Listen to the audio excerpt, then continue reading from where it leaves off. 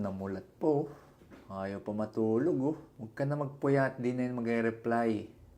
Pero kung gusto mo na matulog at nahihirapan ka talaga, may ituturo ko sa inyong technique. So, ang tawag po dito, box technique. So, matutulungan po nito yung katawan nyo na ma-relax, lalo na pag talagang gising na gising pa yung diwa, hindi kayo makatulog kahit nakailang pihit na kayo sa kama nyo.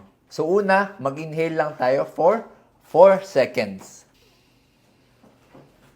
And then hold for 4 seconds.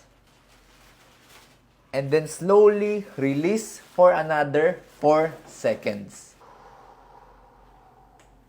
And then, magpigil ulit ng hininga for 4 seconds. So, inhale ng 4, pigil ng 4, exhale ng 4, and pigil ulit ng 4 seconds. Nakabawas din po yan ng anxiety, nakaka-relax ng ating muscles, at mas nape-prepare po yung katawan natin para sa mas mahimbing na pagtulog. Makakatulong din po kung ilalayo na yung ating mga gadget at didiliman ng todo yung ating kwarto. Tandaan, huwag pagpupuyatan kung hindi